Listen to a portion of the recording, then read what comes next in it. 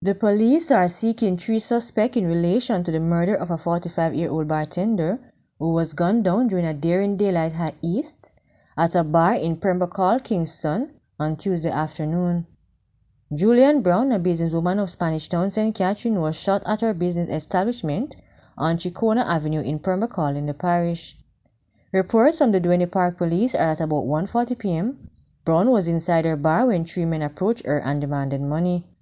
When their demands were not met, one of the men opened gunfire at Brown before they escaped in the area. The police were summoned and Brown was taken to hospital where she was pronounced dead. Anecdotal reports are that Brown named her killer before she succumbed to her injuries. The perpetrator has reportedly destroyed surveillance footage in the bar during the heist. Sources indicate that the police are following strong leads in relation to the murder.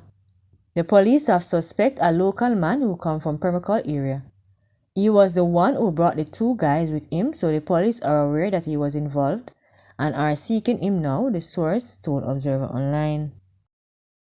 A 21-year-old woman is hospitalized in serious condition after her child's father is alleged to have completely severed her hand during a domestic dispute in Petersfield, Westmoreland on the weekend.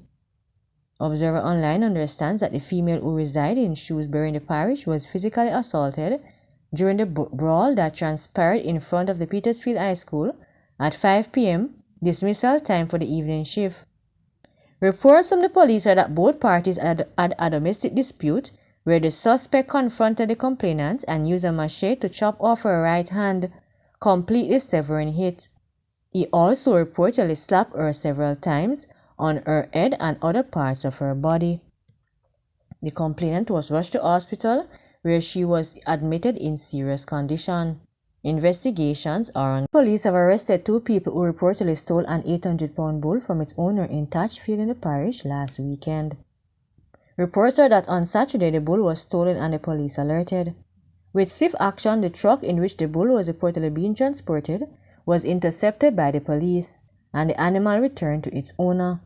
The police said the identities of the 2 people who were arrested are being withheld as they are searching for another individual who they believe is directly involved in the larceny of the bull.